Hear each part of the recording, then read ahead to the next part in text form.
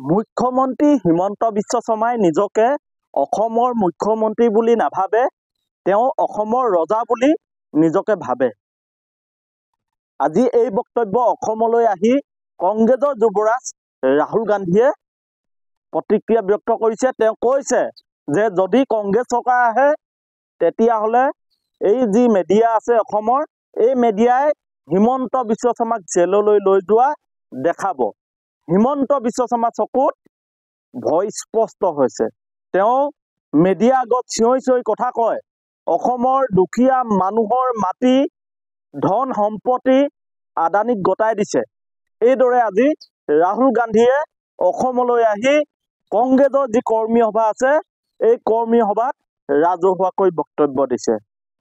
আপোনালোকে জনাওক, আপোনালোকৰ দৃষ্টিভংগী, আপোনালোকৰ মতামত, সঁচাকৈ অসমৰ মুখ্যমন্ত্ৰী নহয় নেকি?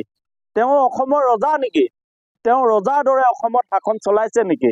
তেওঁ অসমৰ ধন সম্পত্তি মাটি আদানীক গতাই দিছে নেকি? আৰু কংগ্ৰেছ চৰকাৰ আহিলে হিমন্ত বিশ্ব শৰ্মা ডাঙৰীয়াক জেললৈ পঠিয়াব বুলি আজি ৰাহুল গান্ধীয়ে যি বক্তব্য দিছে, সঁচাকৈ কংগ্ৰেছ চৰকাৰ আহিলে হিমন্ত বিশ্ব শৰ্মা ডাঙৰীয়াক জেললৈ পঠিয়াব পাৰিবনে? নে আকৌ হিমন্ত বিশ্ব শৰ্মা ডাঙৰীয়াক কংগ্ৰেছে তেখেতলোকৰ নিজৰ ঘৰৰ ল'ৰা ঘৰলৈ উভতি আহিছে বুলি স্থান দিব? আপোনালোকৰ দৃষ্টিভংগী, আপোনালোকৰ মতামত জনাওক যে আজি ৰাহুল গান্ধী ডাঙৰীয়াই যি বক্তব্য দিলে সঁচা অৰ্থত 2026ত পৰিৱৰ্তন আহিব নেকি?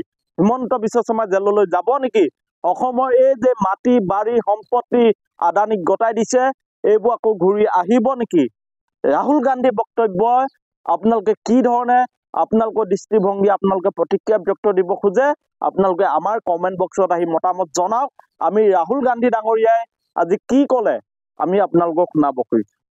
आपके चीफ मिनिस्टर अपने आप को चीफ मिनिस्टर नहीं समझते हैं, असम के राजा समझते हैं। और असम का राजा 24 घंटे कभी अदानी को कभी अंबानी को आपका धन आपकी जमीन देने में लगे हुए हैं कि एक ना एक दिन कांग्रेस के जो बब्बर शेर हैं उन्हें पकड़ के जेल के अंदर डाल देंगे। वो जानते हैं कि जो उन्होंने भ्रष्टाचार किया है, उनके परिवार ने जो भ्रष्टाचार किया है, कभी ना कभी उसका हिसाब उन्हें असम की जनता को देना पड़ेगा। मैं बिना सोचे समझे नहीं बोलता हूं और आमतौर से जब मैं जो बोलता हूं वो होता है। और मैं आज आपको बोल रहा हूं कि कुछ ही समय में आपको यही मीडिया वाले आपके चीफ मिनिस्टर को जेल जाते हुए दिखाएंगे और इससे उनको ना मोदी बचा पाएगा ना अमित शाह बचा पाएगा। आप देखना वो जेल के अंदर आपको दिखेंगे।